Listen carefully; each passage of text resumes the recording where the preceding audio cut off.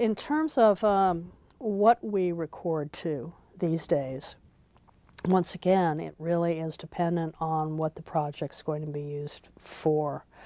But I would, have to say some digital format is probably the choice about 80% of the time now. Analog tape, rolling around is still sonically, I think, the best choice. But it has become, in some ways, impractical because of the style of recording that's become prevalent now, with people wanting to have as much flexibility as they can and also as many choices as they can. So, whatever digital format of choices. I mean, here we have Pro Tools, we have Euphonics R1, we have several different choices. But if there's a lot of editing involved, Pro Tools is probably the best choice for that. And in the case of the punk rock orchestra, once again, we ended up going with Pro Tools because we knew there would be a certain amount of editing involved, and that we might have to, fix a few things. So that was the choice. But if I could go to analog, I probably would, because I still love the way it sounds. One of the reasons that I like analog better still is just the sound of it. It is more, I think, it captures more of the nuances.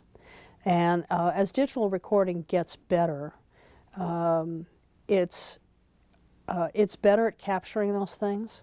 But I find people are still say things like, well, it sounds almost as good as analog. People are still comparing it to that. And so I think for a while it's still going to be a better choice. Not only that, but for archiving purposes. People still want to be able to mix to analog because, 10, 20 years from now they can still pick up that tape and put it on a machine and play it. And they don't have to worry about some outmoded format. I mean, now I change my Macintosh computer at home and I have to buy all new software, and I have to worry about, how I'm going to how I'm going to restore all the archives that I have of my software from 4 years ago. And, God only knows what's going to happen 20 years from now. So I think analog still has its advantages, but it's certainly not as easy to manipulate, and people's expectations are different now. When I started and I was working with Herbie Hancock, we would have big, huge analog reels, and the band would be out there, and I think a big 14-inch reel probably takes close to about 45 or 50 minutes of recording. The band would just play. And then we would sit there, and the producer, David Rubinson, and I he would figure out like what the structure of the song would be. And we would actually edit the tape to create the song. Well, people still do that now, but they don't do it on tape. They do it on a digital machine. First of all, because it is faster.